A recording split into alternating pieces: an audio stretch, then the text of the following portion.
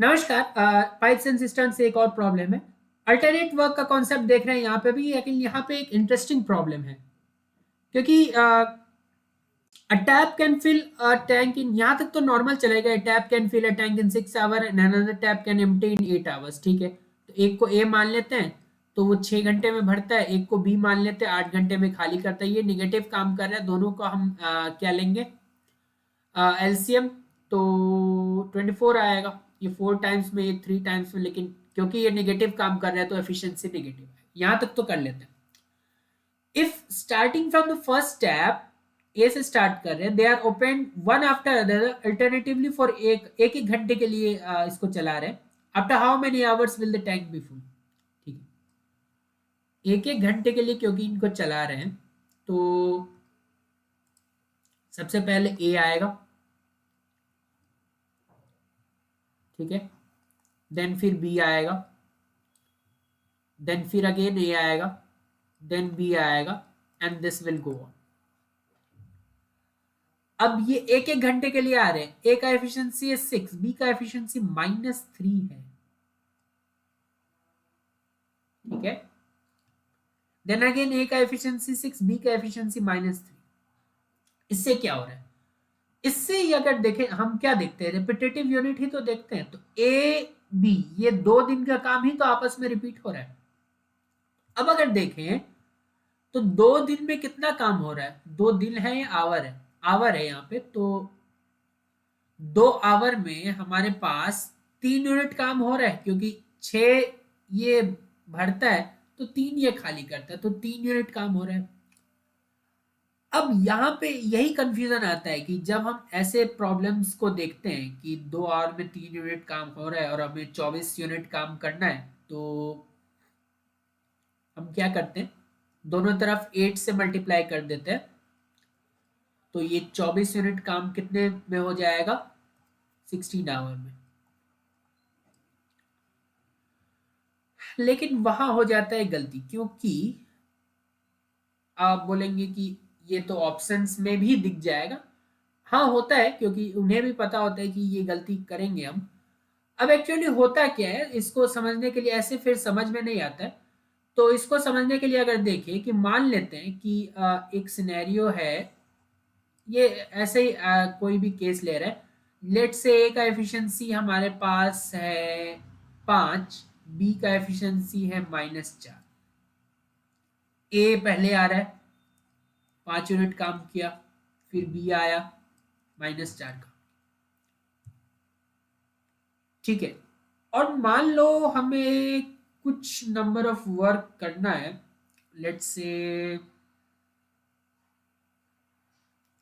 12 हमारा टारगेट है, इतने पे टंकी भर जाती। तो पहले 2 आवर में तो 1 यूनिट काम होगा। अब हम एक एक करके स्टेप देख रहे हैं। 2 आवर में 1 यूनिट काम हुआ। ठीक है, हमें 12 तक पहुंचना है। अब ये फर्स्ट आवर था, ये सेकंड आवर है। थर्ड आवर में देखिए फिर से ए आएगा। थर्ड आवर तक देख ले तो कितना काम होगा। देखो सेकंड आवर तक तो जो हो चुका वो हो चुका, 1 यूनिट। 3 घंटे तक 5 यूनिट काम और हो जाएगा, दैट मीन 6 यूनिट काम हुआ। ये चीज देखना इंटरेस्टिंग है कि अब देखो यहां तक 6 यूनिट काम हो चुका था, लेकिन फिर अचानक से अगले घंटे में फिर वो इसका काम बर्बाद करने आ जाएगा, और बी आएगा जो कि इसके काम को फिर से नलिफाई करके 2 यूनिट तक कर देगा फिर से। यही हो रहा है।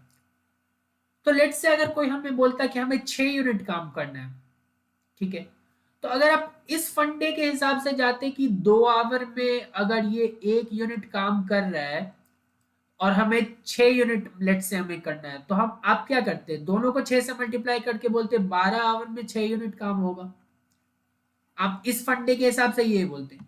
लेकिन हमने जब छोटे छोटे कदम लिए हैं तो हमें क्या पता चल रहा है कि 6 यूनिट काम तो 3 आवर में ही हो रहा है। तो फिर हम 12 आवर क्यों आंसर दे रहे हैं? ये आंसर गलत है। ठीक है, अब ये बारीकी हम तब नहीं देख पाएंगे जब क्वेश्चन बड़ा हो गया, नंबर ऑफ आवर्स बड़े होंगे, उतना हमारे पास समय नहीं होगा। तो इन सब केसेस में हम लोग क्या करते हैं, आपको पता चल गया। अच्छा 12 यूनिट तक भी चलते हैं, तो 4 घंटे हो गए, 2 यूनिट काम हुआ। 5वें घंटे में फिर कौन आएगा, फिर से ए आएगा ना, ठीक है, तो 7 यूनिट हो जाएगा। 6ठे घंटे में फिर से बी आएगा, फिर इसको 3 यूनिट तक पहुंचा देगा, ठीक है। 7वें घंटे में फिर से ए आएगा, तो इसको 8 तक पहुंचा देगा। 8वें आवर में फिर इसको 4 तक पहुंचा दिया जाएगा। 9th आवर में फिर से ए आएगा, 9 तक पहुंचा देगा, फिर बी इसके काम को बर्बाद कर देगा, तो ये 5 तक पहुंच जाएगा। ये बताना जरूरी है ताकि आप स्टेप्स को समझे। फिर 11वें घंटे में फिर से ए आएगा, और वो क्योंकि 5 मिनट्स ऑफ वर्क करता है, तो 10। 12वें में फिर से ये घट के 6 हो जाएगा। देन 13th आवर में फिर से ए आएगा और इसको 11 कर देगा, लेकिन 14th आवर में फिर से बी आएगा और इसको 7 कर देगा।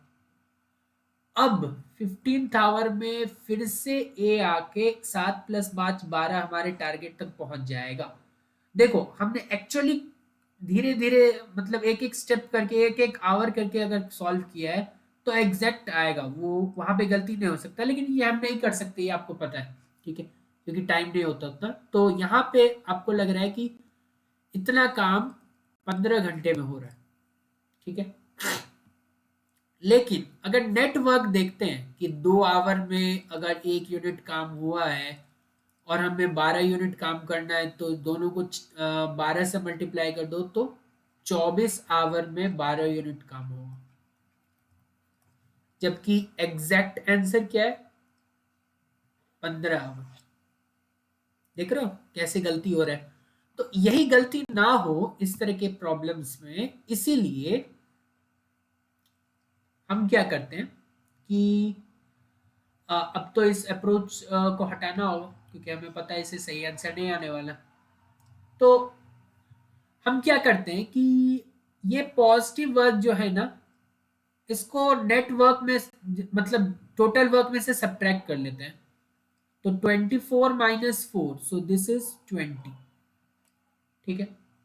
पॉजिटिव वर्क या जैसे जैसे और प्रॉब्लम्स करेंगे तो आपको पता चलेगा कि जो अगला काम होने वाला होता है, कभी कभी तीन तीन भी होते हैं, तो उसमें से जो फर्स्ट होगा ए, जो काम करना चालू करेगा, या हम देख लेंगे प्रॉब्लम के हिसाब से, तो उसको सब्ट्रैक्ट कर लेते हैं हम। तो अब हम टारगेट यहां तक पहुंचने का रखते हैं, ना कि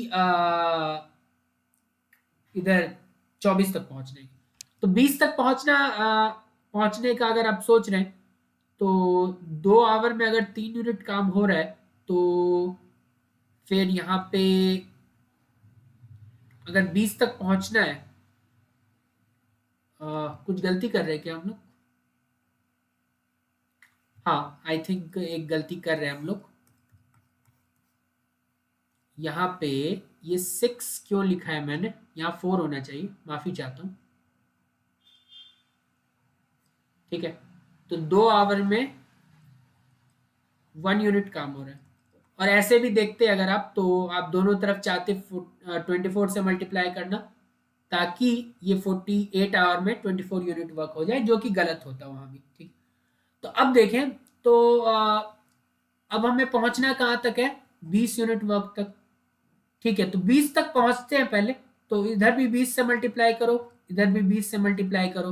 दैट मीन्स 40 घंटे में हम लोगों ने 20 यूनिट वर्क कर लिया है, ठीक है। 40 घंटे में 20 यूनिट वर्क कर लिया। पहुंचना कहां तक है, रियल टारगेट क्या है, 24।